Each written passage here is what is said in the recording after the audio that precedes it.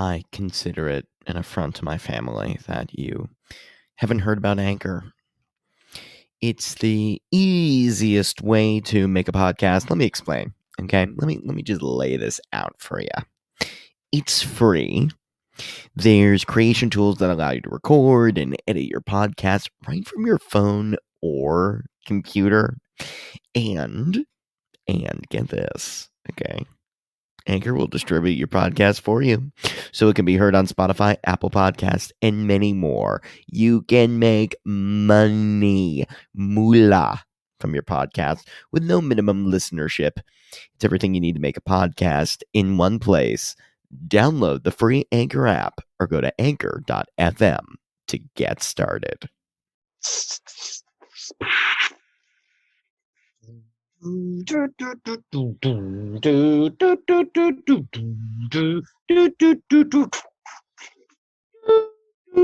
Open loops. Open loops. Open loops. Open loops. Open loops. You must listen to the open loops, a theme park for absurd beliefs and systems of integration between the mind and the creative spirit. Open loops. Open Loops, Conversations That Bend, starts right now. Hey, everybody, Greg Bornstein here, Chief Looper. We have really a continuation from the last episode. For those of you that don't know, Open Loops, of course, is a theme park for the intellect and imagination. What does that really mean? We go on head trips, we go on mind benders, we go on any sort of ride that's going to take your brain from where it is currently and just kind of zig and zag it a little bit to open you up to possibilities that you weren't even aware you could possibly think and believe. So, Dylan Byrne came on. He came on very soon after I interviewed Isha Patel, who is his instructor, the channeler, the creator of Origin Activation, Energy Healing. Now, why did Dylan come on soon after? He just came on because he saw the interview with Isha. I did it on Facebook initially, and was like, "That seems fun. I wanna hop on that ride too." So he wanted to have a conversation with me, and while I definitely believe him, there is a part of me that wonders if, because he works so closely with Isha felt, I mean, look, I have to tell you, like, Isha's interview, it blew my brain open for sure. But then I have a feeling that, she's a busy person. She's like in charge. She's doing, tons of business trainings and leading seminars and building new courses and weekly Zoom sessions and coaching. She does a lot. So I feel like she almost sort of sent Dylan out as like, "Hey kid, fix this guy. This guy like wants to awaken a little bit. Like give him the good stuff. Give him the real stuff. I don't have time for this. Dylan, you figure it out." That's not what I think actually happened. But if you listen to this episode in conjunction with the one before with Isha Patel, your multidimensional awakening expert, Dylan really painted in between the broader ideas. He really filled out the nuances that I didn't fully understand from Isha. So I am grateful he shared that with me. And he's a vital part of this Is Greg Going to Awaken series. You'll notice 2 episodes before I had an interview with a complete skeptic, at least with demonology. Really didn't believe it at all. And then Isha's like, no, there are aliens. And now Dylan's like, well, they're aliens because they're inside of you, because we're feeling it to something that's inside of us this whole time, and you can feel it. Can't you, Greg? Yes, you can. That's why you're interviewing me. Now take this drug. Boom, God is here. Dylan Byrne, he joins us on Open Loops. You're about to hear it. If you like this podcast, please, if you want me to awaken, please do subscribe to Apple Podcasts and rate and leave a review so I can keep talking to people and we can keep exploring this journey. And then you can expand your mind as well. Enjoy, Dylan. It was a fun time.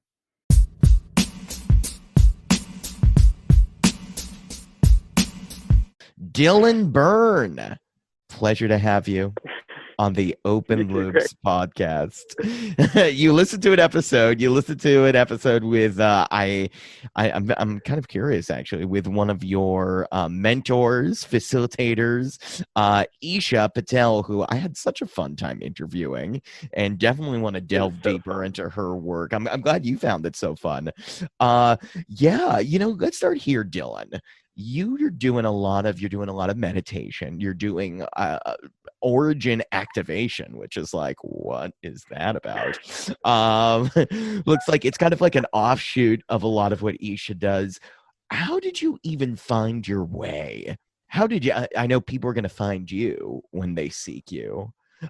Or they seek you, what you're able to bring them in themselves in the world. But how did you even find your way? Like, were you someone that came from corporate America, that's spiritual? Were you always spiritually minded? Like, what was your path towards finding this sort of higher level, multidimensional work that you're doing? Great. Well, I think it just started with questioning my belief system, like just really something really simple about 8-9 years ago. And I think one day I was in a psychology class, and then I questioned like the person writing the paper in which I was reading, and I realized that person has a whole independent experience coming to this point of writing this, and it's like this isn't objective. And I just sort of then it's just sort of like this separation happened where I was just like, well, then every piece of information I'm receiving from the external world isn't this objective truth. And so that just turned me in and realized that there's only like one way to find the truth now. Okay, cool. And then that made me just start to destroy everything I believed, because everything I believed was told to me. I was told who I was told who to be and what to believe up until that moment. And just it started crumbling from there. And as it crumbled, I started to build at the same time. And then I started to build my own, I guess, structures or belief systems or reality at the end of the day. Were you destined for another like traditional Western path? Like, were you in a psych class with the idea of, were you reading a paper with the idea of becoming like a clinical psychologist? Like, where were you sort of headed? Yes, no, I wanted to help people. Like that's where I was headed. And I had like a certain sympathy for people that were either like mentally ill, or I was also doing a criminology degree as well, so to people in prisons, and it was just really easy for me to connect to those people. Don't ask, well, you can ask why, but like doing criminology, we were talking about, like the horrors of the horrors, and for me, I just understood them. I just like, oh yeah, he abused because he was abused, and that's just like I started to just. It wasn't hard for me to connect with, the darker energies of the world, and therefore the darker energies of myself. And when I started to do that, then I start to hold space and allow them to be there. And it's like, oh yeah, I do hate that, and I do have this weird desire, and I do have, all this fucked up stuff going on. Like, and I think I know we all do, and we sort of just hide away from it. We shun it and we shame it, and we don't really admit it. And for me, it was just about like owning it first, obviously in myself, which is one step, and then starting the conversation with other people is obviously another step. And that's still something I do. It's still really interesting for me. Like, let's talk about the taboo, let's talk about like what we're not talking about. Totally. And it can be really interesting, those places. Yeah, there was a one of my favorite things from, I don't know if you've seen those videos, like the School of Life videos. I don't know. I'm not going to pronounce the guy's name correctly, but Alain de Botton. He does these. He's a philosopher. I think he's out of England, and he did a video that I found very compelling, which was about like he brings philosophical bents and typically Western philosophy, and applies it to practical situations. And he's like, here's a great way to have a good first date. Here's what people don't do on a first date. On a first date, everybody's trying to impress the other person. And he's like, if you actually really want to get to know someone, the best conversation you can have on a first date is, I'm going to tell you what my crazy is. What's your crazy? What's your Yes. I don't know. Do you find yourself in I those love that. conversations with people like very quickly? Like, are you? I mean, I think there people kind of just in my life, people tend to like bring up what's going terribly in their life very quickly. But how does that work for you? You find? Well, I don't do it so much anymore. I have this more subtle and sensitive tact, but because I found out the hard way that you really have to be careful what subjects you bring up with what people, because there's a lot of sensitivity and essentially there's trauma there, right? And I've just Yes. remember it's just taking me back to this conversation I had where I was on when I was younger. I was on like a Kentucky tour. Do you know what they are? They're I like these don't know. What is little that? tours.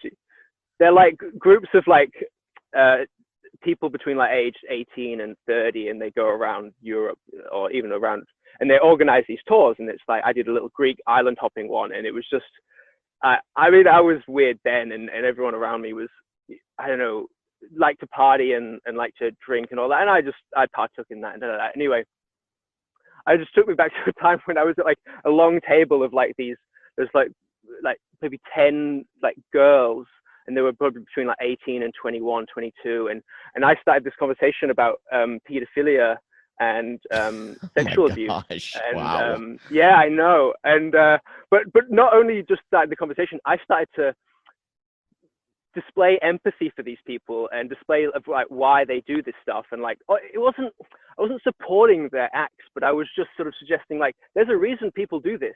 And actually the root of the reason is very close to home. And if we don't acknowledge that, then we're never actually going to solve this problem, and this is like Yeah. actually where my passion is. It's not like supporting like the darkness or anything. It's just like let's look at that stuff, because that stuff's actually in us, like that's actually where it all starts. And it's like there's a classic sort of like thing to do with Hitler. It's like if you can't acknowledge the Hitler in you, then we're gonna have another Nazi Germany sort of thing, or we're never gonna actually Mm, heal that. And I still think we're reeling from that. And I still don't like, if you look at the society, I still think we're very sick, and I still think there's a lot of potential for those pathways. And I think it's because we haven't actually looked in ourselves and said, you know what, I'm really this about these kinds of people, or like I'm really this way, and we have these extreme beliefs, and they're predicated on emotional trauma that we've basically grown up with, because our parents grew up with it, because our parents grew up with it, because their parents grew up with it. And we have to stop those cycles. Hey, and that's where yeah. I'm really passionate, Yeah. actually. That's very interesting. I definitely want to talk more about that. I want to sort of I'm gonna definitely make maybe a multi-dimensional jump here. Maybe, hopefully. That's my goal. Right. That's my I've dream. just been doing them before the podcast, so let's do it now again. Yeah. I mean, well, here's what I want to say. Like, okay, and maybe you can at least point me in the right direction here. If Okay. we're to pull back the curtain for a second, and this is, I mean, it's just been staying with me since Isha.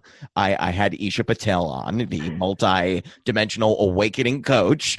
And I know you work with her very closely, and she was saying, oh man, this is great. She was saying that, talking about what's going on in the world right now, that there's dark forces, and then there's the light forces, and then there's this world, and then like beyond that there's just it's a game that's being played, and then beyond that veil there's like oneness still. There's a game. Yeah.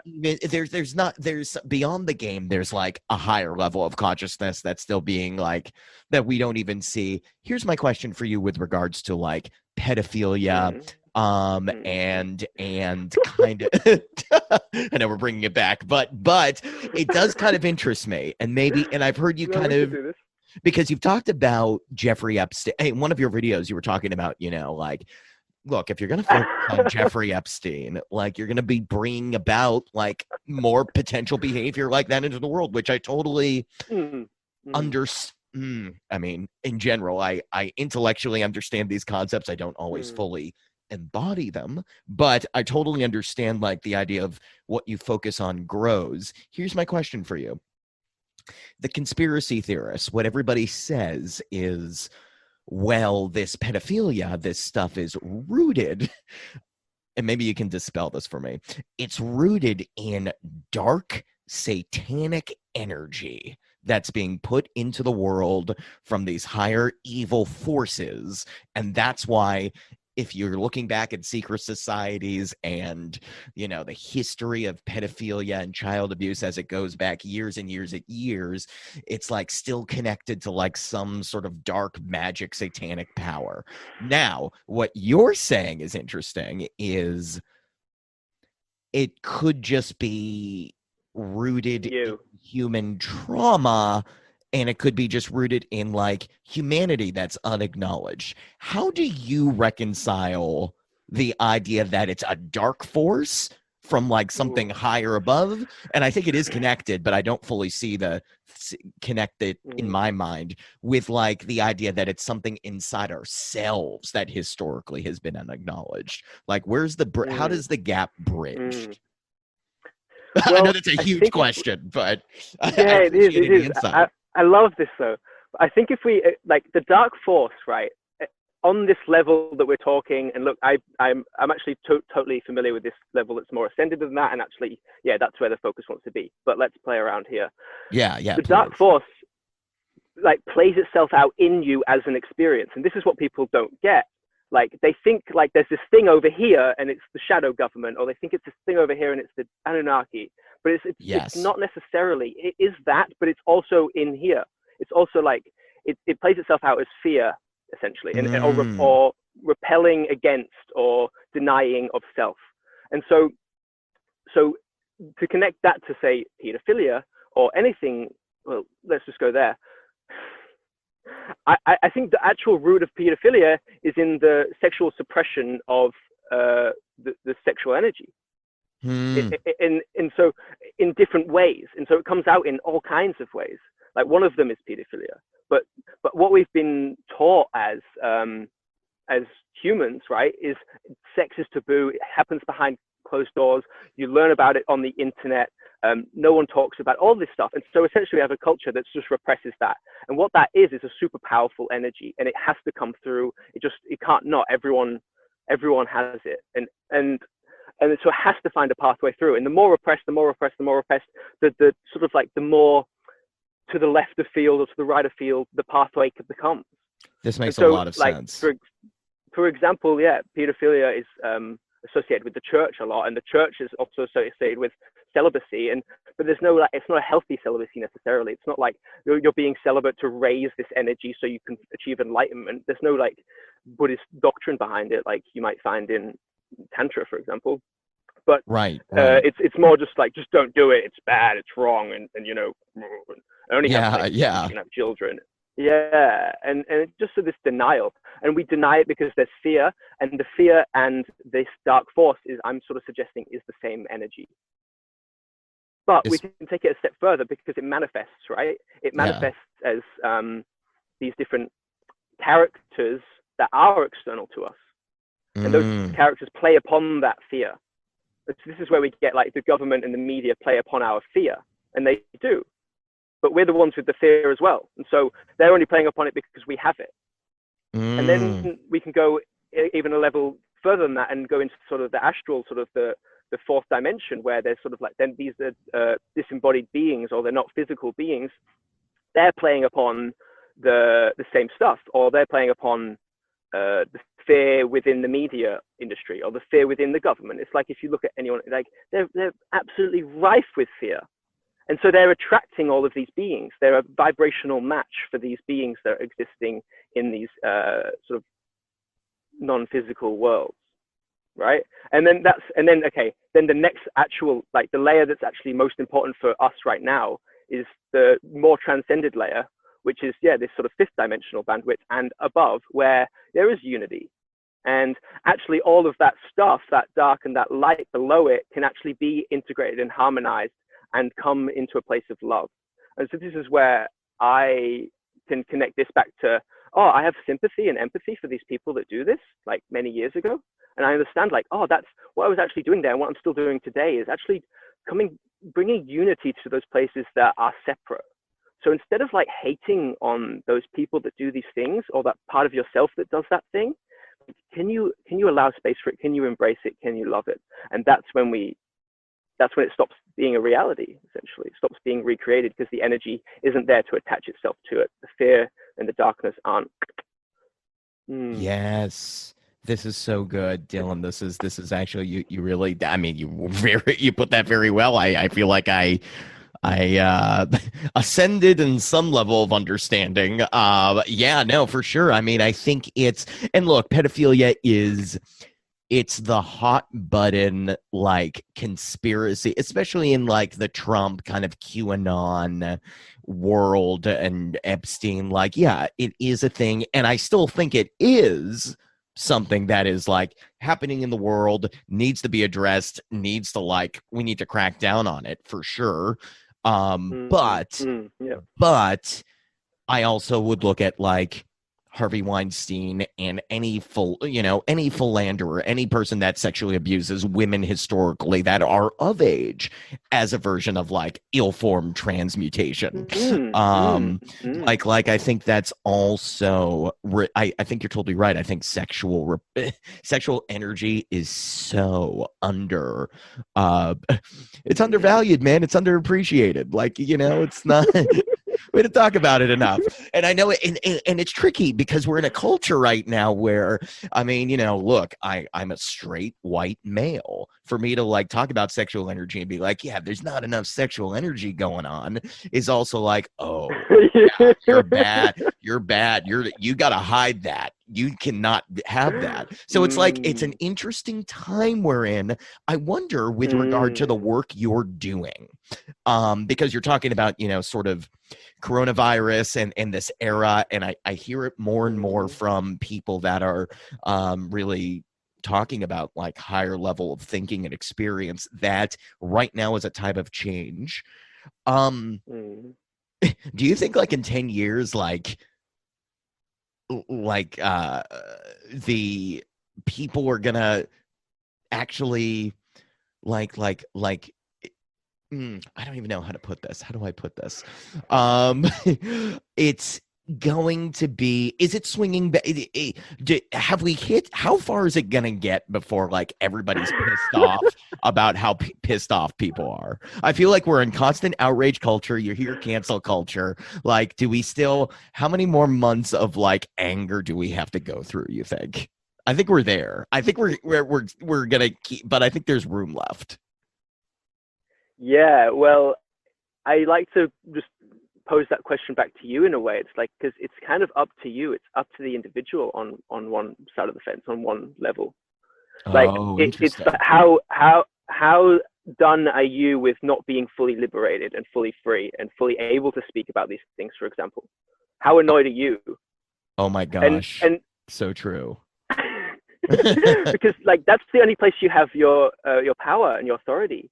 And it's the same with all of this stuff, all of this, like, whether Epstein, whatever. It's like we can point the finger there and say they're the sexual misconduct. It's like, nah.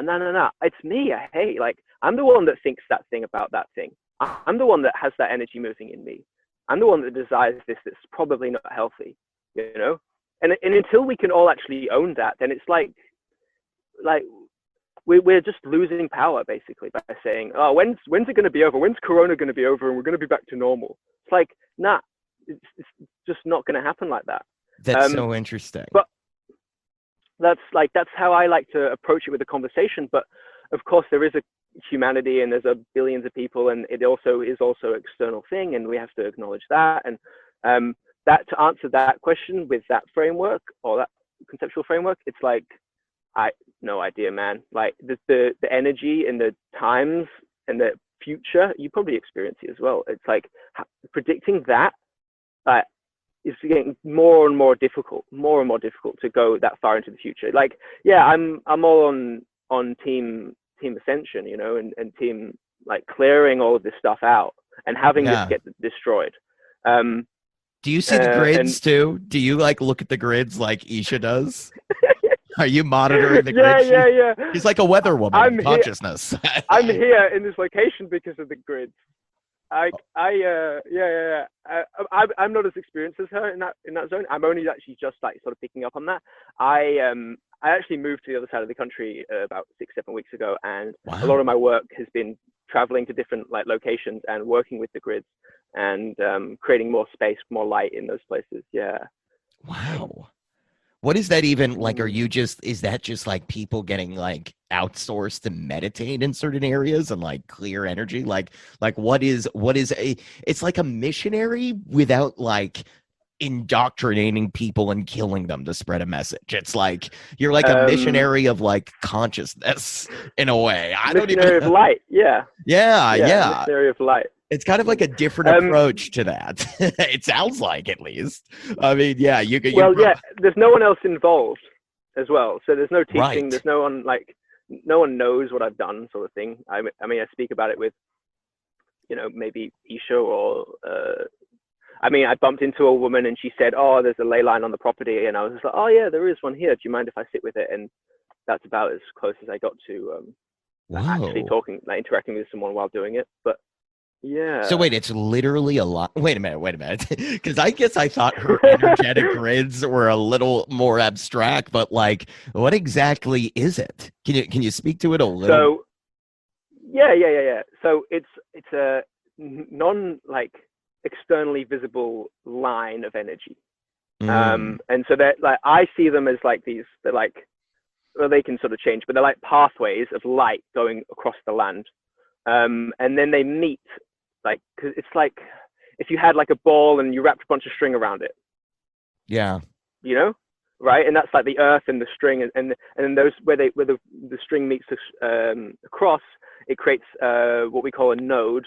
And at that node, what I experience, and this isn't like, the thing is, it's like totally my experience, and not everyone might agree with this, but what I experience is like a huge pillar of light being created. And what I do at those node points is I'll sit with that, I'll see it, and I'm seeing this with my third eye. I'm not seeing this externally, and it's really important to remember that. And the third eye is like a channel of light. And what I do is then I connect with it, and I become receptive to what it's asking from me as a channel. So the basic thing there is like, I'm just going to increase the quotient of light. I'm going to add more light to it. So make it more expansive, or another thing is connect it down to the center of the earth and connect it all the way up to the source frequency. And that sort of like anchors it. So it keeps it more stable and grounded and connected. What? Now wait a minute. This is like, I know we've jumped. No, this is what this show's about. It's open loops, man. We're gonna go all over the place. But this is like, is there like any sort of this is gonna be I don't know. I don't mean to get into the harsh questions, but no, this is a good question, I guess. What exactly? Yeah, you'll turn them around. I know you will. Like, what happens? You know, what is the closest thing you have to proof that you're actually channeling it? Like, could Western scientists base in empiricism, material reality? Like, could they look at the Earth at that point and be like, oh, well, there clearly is a change in energy. I'm not sure what caused it. And you're like, yeah, I know it was me. Like, is there something that becomes tangible and real that anyone can measure? I believe if you just measured it with like, can't we measure like the electromagnetic spectrum these days? Yeah. That's kind of what it is. It's like a mix of those energies becomes a certain energy. Is electromagnetic energy the coolest thing in the world? Like here, and here's what it is. It's in every pop culture thing. Whenever you see like in pop, like Stranger Things, I remember in the show Stranger Things on Netflix, the kids were like, oh, we have to create an electromagnetic field. And that's just like a blanket Hollywood way of like, you know, that's what a portal is, and that's what we'd have to create to go into another dimension, the upside down or whatever. Like, what is so hot about electromagnetic energy? That's it. They're giving it to you on a plate. Like, Hollywood? Just like, yeah, because Hollywood or like these things, we're creating them with our imagination. And the whole trip here, which is so hard for this rational mind to grasp, is that it is the imagination. And it's not anything more than that. It's not more complicated than that. But the reason it's so hard for the rational mind to grasp is because it doesn't realize it's the creator.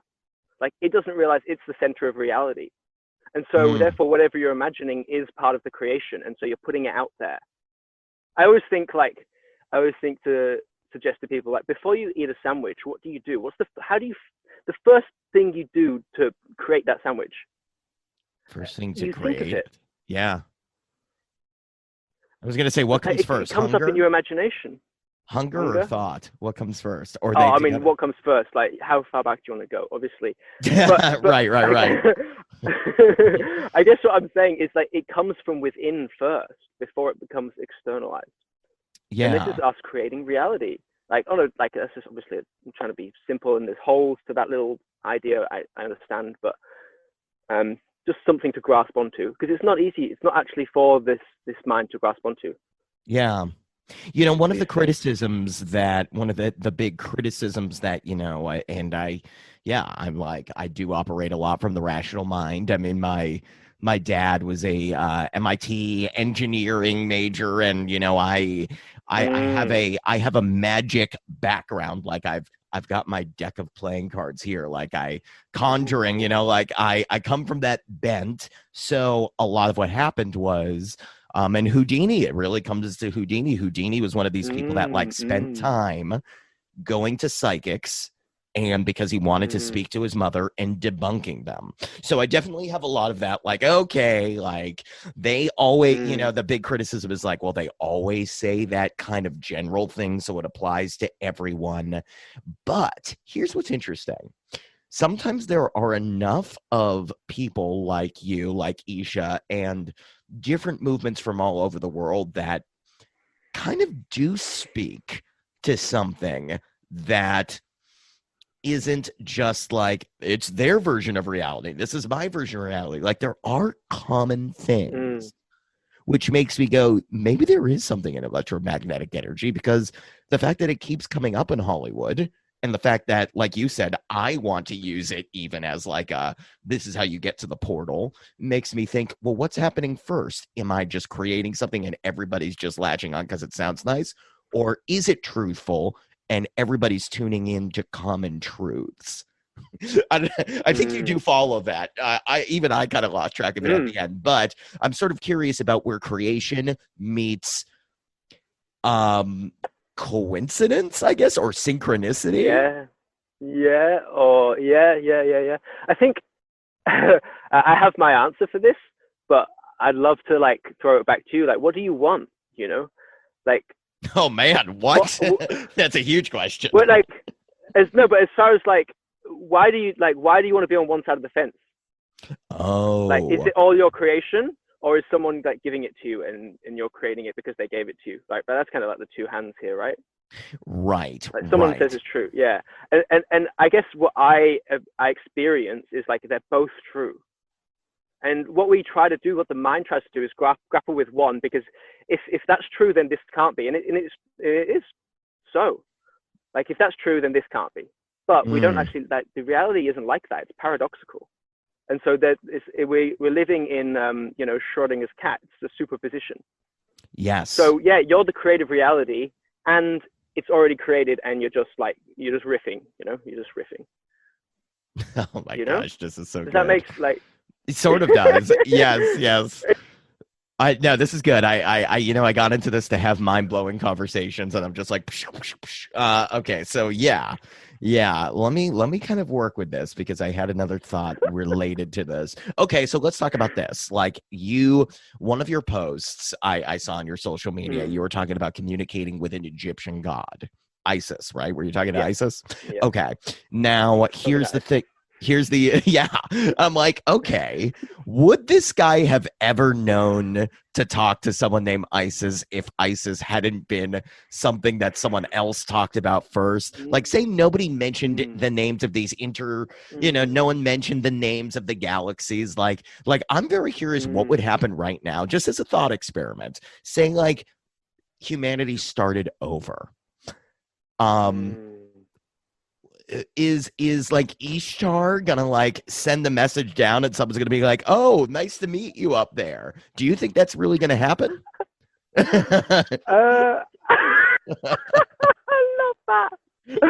I kind of do, yeah. I do think like the higher dimensions would then filter down. If like the third dimension was wiped and it was just a blank slate, yeah, it would just start to filter down. And the archetypes of these higher dimensions, which are like gods, which are like myths, which are like aspects of you, they would filter down, and we would start to like play them out. Yeah, that's and then we would then communicate with them internally and externally. That's what I would experience. I'd expect to experience.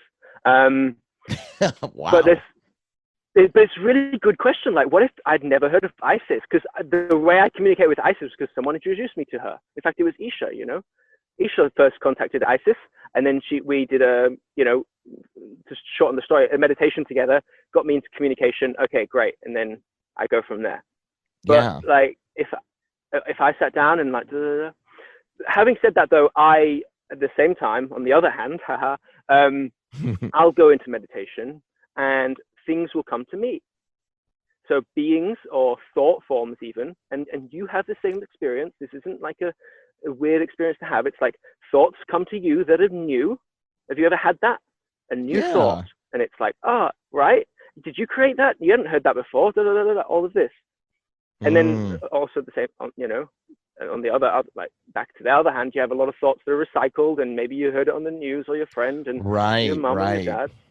Yeah, my cynical self thinks it's that one always. My cynical self is always like, you have no creativity. You just are piecing things together that now it just like, that's how creativity works according to the science books, right? Like I'd love to believe it's a higher insight. Help me, Dylan. I guess I should meditate. Or do I just believe it? If you love to think that, then is that not more serving? Because what I'm getting at here essentially is like you have the choice.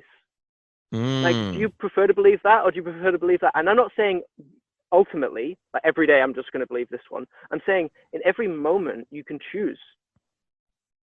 Interesting. Like, actually, I prefer this one in this moment, and I prefer this one in this moment. Yeah. Because they're both true at the same time. And sometimes like one sucks and one feels good. And it's like, well, you know, at the end of the day, what do you want to feel? What do you want? And that's where our power is. That's where our power of creation is. And we focus on that one, and that's what we experience. Not even in a very direct way. Interesting. I'm going to say for someone like me, I mean, like what is sort of, I hate to make this like a free session for me, but you know, whatever. No, this is good stuff. But I mean, that's like the secret of the podcast. It's like really just me doing like advanced therapy with people. But no, okay, here's what I'm wondering about then. What would you say is, for the person that is like, okay, I've met these people. I've met people that are perpetually self-victimizing. And that's sort of what I was speaking to about, like, how long is it going to take for the pendulum to swing back? I mean, I understand that it comes like from a daily existence, like waking up every day, like, yeah, it's going to be more productive for me to be like, no, you know what? I'm going to express my sexual energy in a healthy way today and like live my truest self. Like, I get that. But from your perspective, let's talk from like a healer perspective. When you're looking at people that are self-victimizing and they constantly, well, you know, I tried this kind of therapy, but therapy sucked for me when I was a child, so I can't ever do it again. Or, you know, like, oh, there's nothing that's going to work. Yeah, but it's because the world is terrible. And you're like, okay. But there's also a part of them that does maybe at some small level want to change. Like, what is it gonna take for that person to actually be open to the very idea that, like, maybe they can have a different thought about life? Like, they don't have to just keep falling into these patterns of thinking. How do you view that? It's a good question, and obviously it depends on every individual. Hey, and I think it just depends, for me, from my point of view, of keep showing up in my truth and my openness and my honesty, and that sort of is like a permission slip for people to do the same. But like, if there is a will there, and you're willing to look at like why say that thing keeps happening, or you keep finding yourself that you're a victim of this, then if there's a genuine will, and then there's space for someone, a facilitator or a healer or even a psychologist, if you want to make it take 12 months instead of 1 hour. Right. Oh, we'll have to talk about that in a second, but yes, keep going. We can unpack it essentially. It's like you actually believe this surface thought, and you're playing out this thought and feeling in reality, because if we go, a few layers deeper, there's like, ouchie, like, yeah, I'm not comfortable with that feeling. And so I've got this feeling here, and I've overlaid this stuff, and I've made myself safe and protective, and I'm safe and protective because it's them now, and it's over there, and everyone can blame, we can all blame them. It's easy to, be annoyed at whatever, the cops or something. But actually deep down, it's like, oh, when I was 3, like I remember when my dad and he, he pulled a flower out of my hand and he threw it, something. And from that moment on, I said, fuck that, that, and it manifests now as I have resentment for, this kind of person or this kind of situation. So really that core wound is often, I mean, do you think so much of the time, I mean, I've talked to so many different healers, and again, this makes me go like synchronicity, coincidence versus like creation of reality. Maybe you should hire one.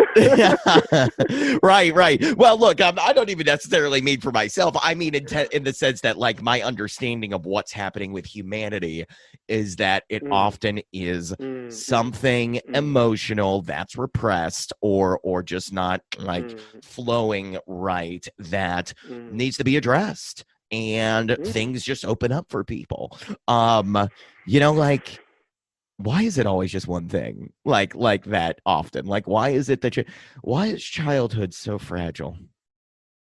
Right.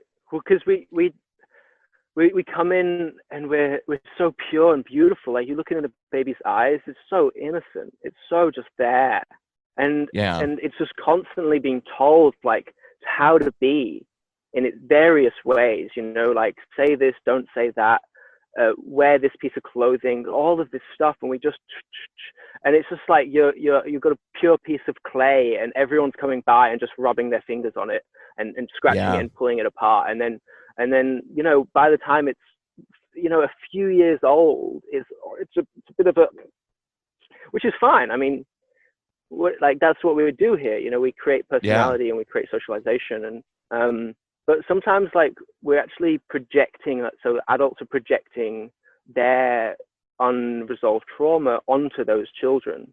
And that's where, like, the whole generational trauma comes in. And so this child learns to be afraid of this and doesn't like that. And yeah. Dylan, I don't know what your question is. I don't even know. I'm like, oh gosh, I think Dylan and Isha think I need a healer immediately. But Isha was like, I think you think that. Oh, that's fair. Yeah, you know what? I'm not broken. Let's just fix this right now. Yes. I agree. You're not broken, brother. That's beautiful. Thank you. I wish I believed you believe that. Now, look, here's what I want to ask next. This is good. I definitely look with regard to, well, first of all, have you ever met someone that like you're going like, wow, who are those parents? Like, have you ever met anyone in your life that like didn't have a core wound? That's what I'm wondering. Oh, that's such a weird question. No, I've met one. Are those people enlightened? Who are those people? Example. Are they enlightened, are you saying? Well, they might appear enlightened, yeah. Like but that doesn't necessarily mean they are. Right. I think we all have a core wound. I think we can't live on this dimension without a core wound, yeah. Interesting. Well, look, let's talk about, speaking of core, here we go. Core activation. Or origin activation. First of all, did you ever watch the OA? Is it based? Did you like decide to name it that partly because of the OA? Because that show is awesome. First of all, that show is so good. Yes, I love that. And I don't watch much shows, but that was, and no, there's no logical correlation. I love it though, because I love the OA and I love the OA. And yeah, what was up with that girl, Britt Marling? She must be like, She's tapped into something. I mean, I'd be curious to have her on any sort of, I mean, I love watching interviews with her, but my gosh, to get into like where her brain is at with, I mean, it's dimensional jumping. That's the whole show. It's about jumping dimensions and using these movements as a way of doing it. First question about that. Is there a group of people dancing to jump into other dimensions that you know of? Because you know more of these people than I do. You don't need to. And I think this is where, again, the rational, logical mind that's dominating society tries to externalize and physicalize everything. And that's what it did in this show. And it did a great job of it.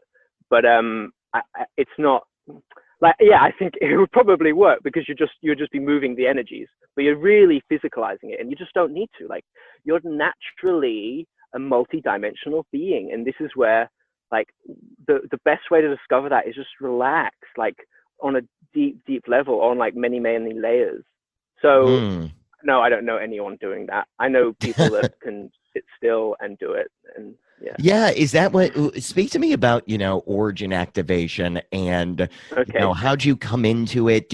Was it something that you discovered? Like was it a, minor, I mean, I think it's all variations of different meditation experiences, but like what specifically did you uncover as someone that is now facilitating these things? I think so. It's actually the first time I ever met Isha was probably captures this quite well. And that was probably maybe 3 years ago. And I started doing the course maybe about a year ago. So there's, I wasn't actually, but she taught me a certain type of meditation that was essentially like, it was an internal accessible landscape for my external reality. Does that make sense? And so what that means is I could go into this place, and we call it the inner heart, and I can interact with the scenery and the beings and the space, basically, and what would be in there would be reflective of what's out here. And that's when it was just like, oh my God, look, there it is. There's the method, so to speak, of reality creation. And I think wait a minute. Can you give me let's make it a little more tangible for, at least for me. I don't even care about the listeners at this point. Just do it for me. Can you give me like as an example, let's talk about career, for instance. Like if you're going into your heart, maybe that's too specific for this kind of thing.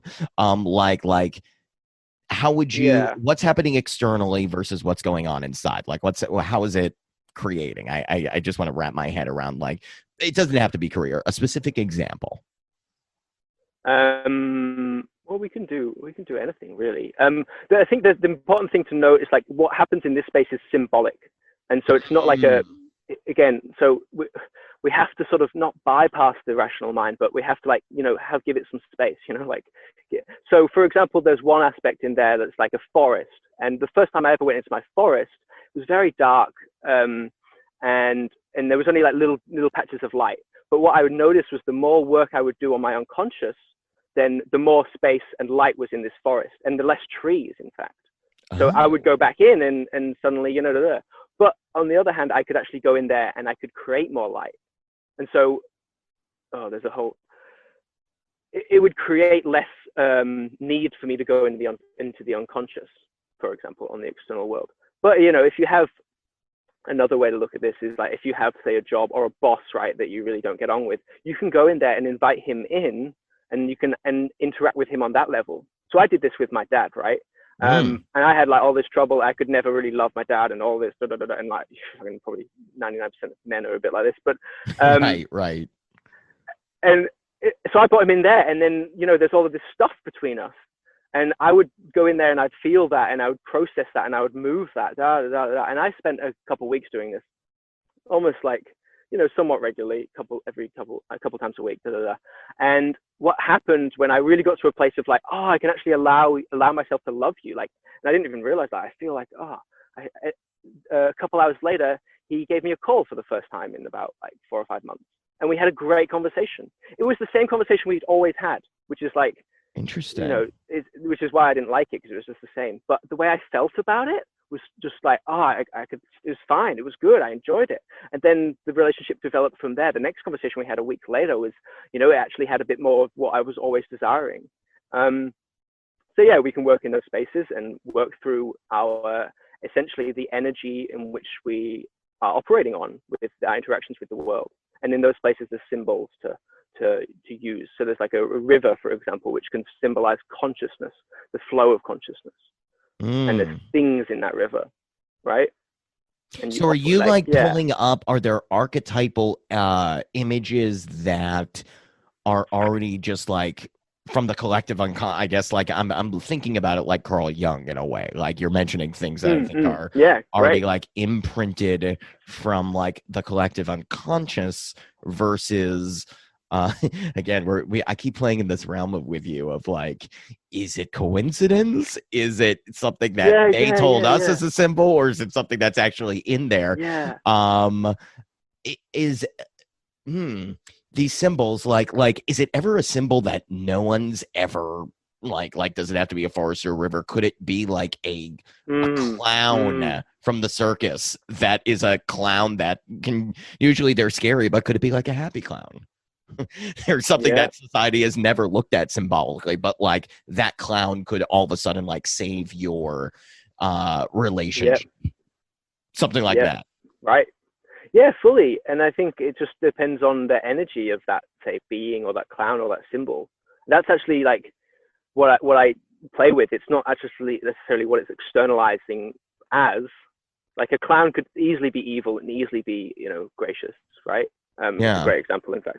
But I think I feel what's in your question there is the same as like what we were talking about earlier. This is actually the place I experience it the most of like, am I creating this or is it just appearing? And sometimes it's so obvious I'm creating it, and sometimes it's like, well, that just like it was just there, and I've never seen that before, and maybe it was a lion, and I never experienced a lion in my imagination in that place. But it just comes there, and then and then you can connect with it more and but it's a great question. I think again I come back to the superposition. Like, yes, you're creating it, and yes, it's being created, and it's beyond you. Oh man, why is that such a frustrating answer for the rational mind? Why am I like so because it's not being receptive to the fact that like something greater is occurring. It wants to say, actually, I have the walls and I have all of your knowledge, information, and that's good, and we need that, and that's like a very masculine thing. But it also needs to be open and to allow new things to come in. And this is happening collectively. Like this is the problem with the collective is we've been too much like, no, I know this is the way it works. The economy is built this way. It works well that way, and so does trade and and policy, and we're like this.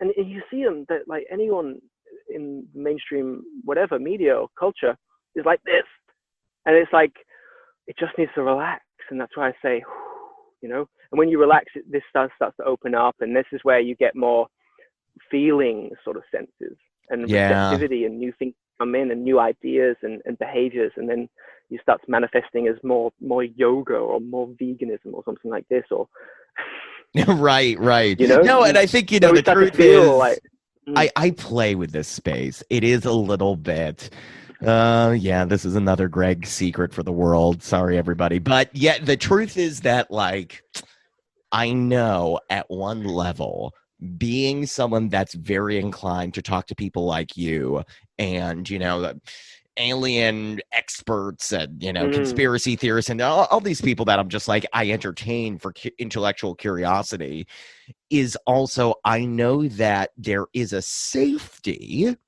in being like, I'm entertaining this, but I also don't know how real it is. And I also know for the sake of content, guys, I'm telling you, I'm trying to produce an entertaining show. So one level, I'm like, do I believe it? Let me entertain it. But at the same time, like, Greg, there's no way you believe this. And I know that juxtaposition is kind of an interesting place. To me, what I'm afraid of, Dylan, is becoming someone. And I know this is like, This is a story I'm telling myself.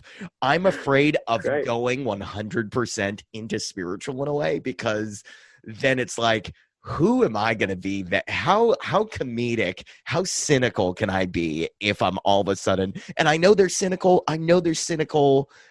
Cynicism. I've seen like David Hawkins is a great example of an enlightened guy. He came up with the scales of consciousness. Like, he uses humor.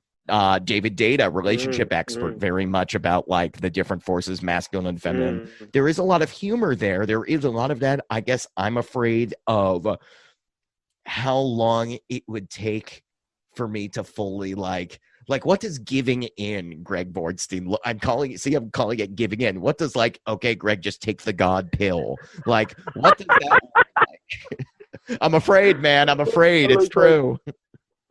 Well, I want to give you the space. You do need the grit and the friction, the cynical friction to, it's entertaining, it's interesting, and even in your own little thought world, it's okay. And so allow for that. But I think what people and what the ego is scared of is that it's going to disintegrate and it's going to die, and that's basically you. And it's so in many ways, it's you. I'm afraid of dying, and I'll lose it all. I'll lose everything. And in some ways, again, it's true. You kind of do have that, but it always reforms, and it doesn't actually reform as this whole brand new blob of consciousness necessarily. It still keeps its quirks and personalities. And so you won't lose necessarily the cynic. What do I have in I have this this part of me that can just tear apart anything, and so I can tear apart myself and my own ideas. I could be you right now, and I could talking to me, and I could just destroy everything I say, and I like that in me. It keeps me grounded in many ways. It keeps me humble in many ways. So that, and that was there when I was very young, and I didn't take any of the God pill, but yeah. But yeah, I wouldn't be afraid of the God pill, man. I just know what's gonna happen, dude. I'm gonna I'm gonna post it is. You can feel it coming, right? Hearts on Facebook and talking about Ascension and all this, and I'm like, dude, I know I'm getting pushed there. There's the push. I mean, why do I go to lengths? But what am I going to do? Am I going to go all the way in? I don't know, man. I don't know. I've had a therapist before tell me she was very spiritual, very spiritually based, even though it was I went through in America, we have Psychology Today, and you book your therapist and you use your insurance. And, I found this woman, and of course the woman that shows up for me is and what does that feel like? Can you describe that feeling? And just sometimes we would sit in silence for it felt like 10 minutes, but probably it was 5 minutes of the beginning of the session and doing nothing. And she would talk about by healing you, Greg, we're healing all of them out there. She was very spiritual, but I was very attracted to it. I was like, this is great. I need to go. Even though I'm not getting conventional psychology, cognitive behavioral therapy or whatever, this woman is telling me I can be one with everything and be a channel for something greater than even I know I'm capable of in this moment. So clearly I'm tempted. I'm spiritually tempted, man. But will I go all the way? Clear, man. Well, I don't think it sounds like you don't have a choice. That's hilarious. Yeah, you're probably right. You had Isha on, you've got me on, you had that story for me. It's I can see what's happening there. Cool. That's beautiful. You'll just slowly like a flower you've got a few petals coming off and you're like, oh God, love's creeping in here. What is this? And suddenly I have empathy for these people that I used to hate, and oh no, I quite like my parents, and oh my God, and I love everyone now, and everything's okay, and everyone's fine, and now I'm comfortable and I have peace, and oh God. This is hilarious. Normally, the friends in my life are is Greg gonna go out with this girl? But now it's is Greg gonna commit to this paradigm of existence? Will they, won't they? Greg is swiping right on spirituality right now. And money there on you. Yeah, yeah. This is very interesting. Hey, look, you know what? I mean, before we wrap up, I am kind of, well, first of all, you mentioned 12 months. I'm as being traditional psychology, but Yeah. what is 1 hour with Dylan gonna? How is 1 hour with Dylan and a guided meditation? You're doing these guided meditations. Are you doing them? I assume you're doing them, a lot of them through Zoom. Though, do you do any meetups live right Yeah. now, or? Not at the moment. Like I don't have an It's all established. virtual for the most Yeah. part, the ones you're doing. I'm definitely Yeah, going to yeah, put a yeah. And link it's to them for my listeners to sign on, take a class. It actually looks relatively affordable. So, yeah, hey, it's super affordable. You guys have no idea like how much value is in that. But that's like a little group meditation. That's not like a the 12 months in psychologist condensed into an hour. That's not that. But a because you session do is much more one-on-one like that. sessions too. You do like energy Yeah. sessions with people. Is to give Yeah, yeah. What exactly is can you give a teaser, not doing it, but like what exactly is going to go on there? Like who would be the right Um, person to see Dylan burn? oh, that's a great question. I mean, if there's a pattern that's hurting that you want to heal, that's it. Hey, or like you want to transform your life, you want to change your direction of your life. Is it Um, you talking, or is it a lot of are you doing so like Reiki stuff? Or you like what is it typically? Just to give them it's like a yeah, it would be like initially like a therapeutic type conversation, and that would tend to uncover something. And then when something's uncovered, we can go deeper. And when the deeper part is going into the meditation, mm, and the meditation is really an energy healing, and we sort of like peel back those layers, and it depends obviously on this is super, but and yeah, underneath it's like, oh, okay, there's something unresolved, can we resolve it? Yes, is the answer. And yeah. we resolve it, we come out, we feel more whole, more unified along that particular aspect of ourselves, and then we move on, and reality starts to shift externally as a result of that, because we've changed the way we relate to it internally. And again, like a lot of this sort of stuff can really root back into this some sort of core belief about something, and it actually affects much more than what you think it affects. And so you can come in with a problem about work and your colleague that annoys you, but really it's to do with your brother, and that's to do with like this part of the whole world, and that's why I'm not really expressing myself fully, because I'm actually afraid. And so suddenly, Mm, like that one little thing, because we really go there, we don't just like bottle around in the mind and bottle around in the emotions. We really go underneath into to where it's actually like light is moving and energy is moving. It starts to ripple like much more out into the world in a much more subtle but pervading way, and so it can really be transformative. Yeah. wow. Do you have a what was the name of your Oh, I changed it last night. I had You'll massive probably change it by inspiration. the time this airs too, so I'll definitely update it. Yeah, right. But We'll just put um a link somewhere. Hey. Oh, like, yeah. So well, I've got it as I'll Dylan link them. I'll Byrne. link them. Yeah. Dylan All Byrne. right, cool. Do you have like a main web page, like a .com page, or I don't have .com now. oh, are you one of those guys that is like kind of like more organic word of mouth? Are you against doing that, or will you one day have a .com page? I will one day have a website. Yeah, it's I just feel not like you so have to in this necessary at the world. moment. Yeah, no Yeah, worries. me Hey too, man, you're for just sure. getting your footing. You just moved. You're like, but you're still doing this great work. You're working with the grid. You're pushing me into asking out God, which is great. I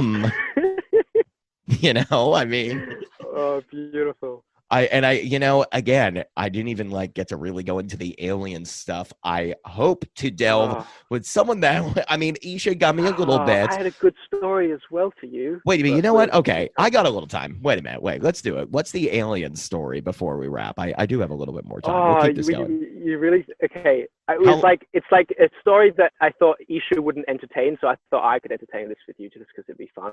Oh, Um, please. Please. it's like well, there's two stories here, but it's about connecting with some of those like lower alien beings that aren't super cool, and how they've interacted with me, and how they've sort of tried to manipulate my energy field, and how I've allowed them to in many ways. Oh my gosh, please. And one of Yeah, tell them, me. yeah, right. So one of them, I I had a joint. This was about a couple of weeks ago, and I should not smoke weed. Like just should not. I think Right. it's cool to talk about anyway. Yeah, sure. Because it opens you up so much, and because I've actually done so much clearing over the years, and I'm actually quite you could say like a open vessel, a light full of light, and this is Right. I became super susceptible. And so I smoked this thing, and then then what happened exactly? Oh yeah, I saw in the sky a starship. All right. And so what this is just like, it's like seeing a certain frequency of light in the sky. And I saw it, and then I know how to communicate with these beings. And so I tuned in. You do it sort of telepathically. And I saw the vision of I saw what it was, and I got really excited. Actually, my ego got really excited because it sort of really resonated with that. And so I sat down, and I was just like, oh, I'm going to connect further in. What's inside? Like, let's go inside the ship. And then I saw the beings inside of it, and they told me they're Anunnaki, and and they look almost human, right? But the thing was, and I didn't realize this till afterwards, that the energy on the outside of the ship and the energy on the inside of the ship was very different. Inside of the ship, it was very dead energy, and that's the only way I can describe it. I can't really grasp it anymore. But what happened was, like, they came to me and they put like their finger on my forehead here, and I was just like, oh, what's happening? I was just like, oh, they want me to surrender. I was like, okay, I'll surrender. And then I just saw like this light go, it's like a light coding go into me, and I was like, oh, okay, cool. And then that was it, went off. And then I tuned back in. I was like, wait a second, inside that ship there was just this horrible like dead energy, and it just did not resonate with what was on the outside of the ship. And for me, that was like they were presenting something, as in to entice and bring you in. But the dead energy is there because they were disconnected, and I've only just like connected these dots like today, or like the other day, sorry. And it feels dead because it's not alive, and that means they're not actually connected to a source frequency. They're not connected to themselves in many ways.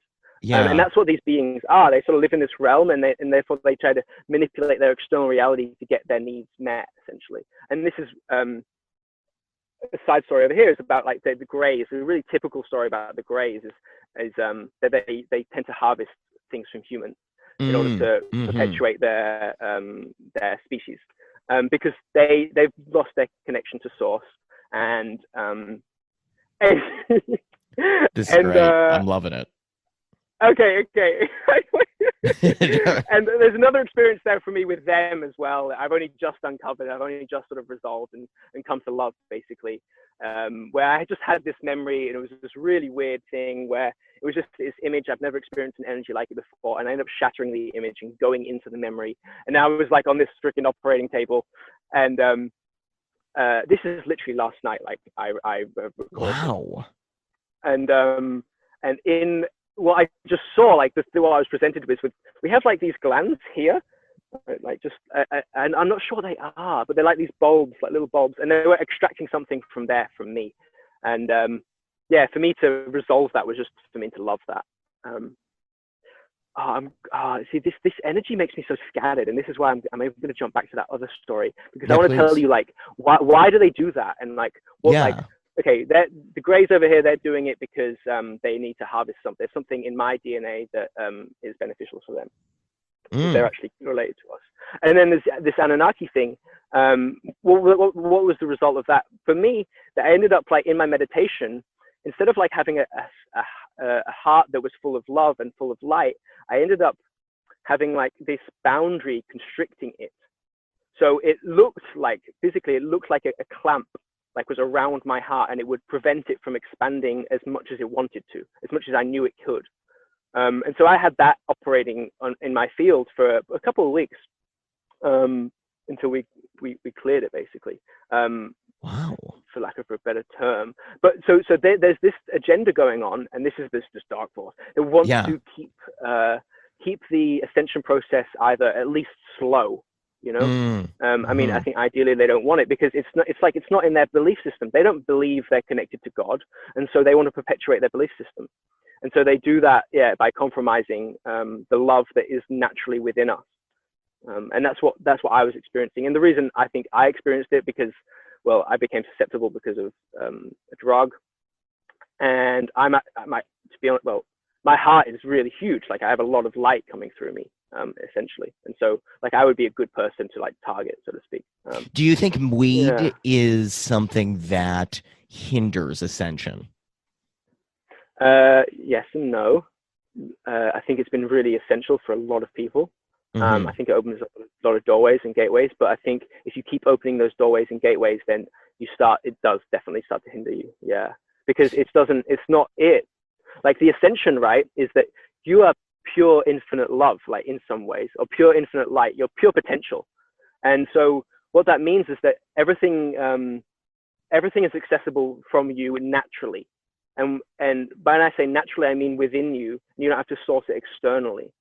And so these things that we're sourcing externally to give ourselves the feeling of connectedness or God or insight, they're great because they do give you that. They get you there to a certain extent, but they actually don't take you the full way of actually, no, it's you. It's just you purely. Like you don't need the thing outside of you to receive the insight. You don't need to do the moves in the OA to travel to dimensions.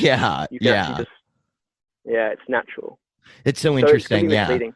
Because I mean, I was reading someone a couple years ago, and this guy was like very much anti-weed, and he was like, "Oh, I've transcended. I'm like this guy claimed he was in the enlightenment stage, but he was like, yeah, if you're doing weed, it's basically a false version of feeling that higher consciousness. So people become reliant on it, and I feel like I've watched interviews with people that are spiritual that still really love weed and people that are like against it. So I can't really tell where like I don't know if you could call it ascension community is on weed as like actually helping anything. I'll just find out. No, yeah, they're not cool with it. Are you serious? Did you actually talk to them? No, I'm just. That's hilarious. I really believe you did. Talking to that, yeah. I mean, no, but there is that collective consciousness, and you can communicate with it, and that's like I'm joking, like I'm tearing myself apart, but it's also something you can genuinely do, and tune in to see whether that's like something that's going to benefit you and to what level it's going to benefit you. But weed, it just has a ceiling. All of these things do. I was going to say, like, can you channel right now? Can you talk to them right now for real and actually ask them what they think, or is it going to just be an individual thing? No, not from this place. I can give me 10 minutes, but no. Okay, look, Dylan Byrne, we are going to promote your work, Origin Activation. Check him out, and we're going to have him on again, and he's going to tell us what they said about marijuana. That'll be a cliffhanger for future episodes. My listeners have to know. I reckon I've connected to it before, and I could probably tell you my synthesized version, which is like it takes you into a spiral, and that spiral isn't infinity. Interesting. So it's like it has it's like if you take the dimensional framework of like the fourth dimension is a spiral dimension, but the fifth and sixth is like open space. Like you're the creator, you've got the God pill, but these aren't. They sort of like let you peek in there, but then they also bring you back down, like within the same trip. Like I'm enlightened, but also I'm not. What about LSD? Also I'm contracted. LSD, you think? Yeah, all the same stuff. Yeah. So is there any drug? What is the closest thing to a God pill besides just activating yourself? Is there a drug? Maybe the breath. Oh, that's the answer. That's a good answer. Water, yeah. Water's good too. Water's good. Okay, so that's good, folks. You've heard it here. Do not do drugs to reach God. No. Again, I'm not denying this stuff. Do it. Like it was so essential for me to do those things. So essential. Right. Like do them. No, I think it definitely does help people. But I mean, it's not the be all and end all. At the end of the day, like if someone's like, I'm gonna meet God and really like, ascend to their highest potential, if they're just doing that, you believe their limitations. Yeah, you wake up sober as well. I've always thought that. I always thought there's something to that. Right, the fact that you wake up sober. That's a good point. No one stays in that. That's a good point. Yeah. You know what? This has been very enlightening. I had no idea what direction this was going. We talked about everything. I mean, of course, Jeff Epstein came up. just everywhere. But Dylan Byrne, I have really enjoyed talking to you. Thank you so much. Keep doing what you're doing. Keep pushing me to, ascend and go that spiritual path. I appreciate you pushing me, nudging me. And look, anytime. I ain't pushing you. I just see it's already happening. Oh, darn it. He got me again. I love it. I love it. I love it. Look, thank you again. All right, I'll shut up. It's been a pleasure. You're great. You're great. It's been a pleasure talking with you. Yeah, so good. Thanks so much, Greg. Thanks for coming on Open Loops.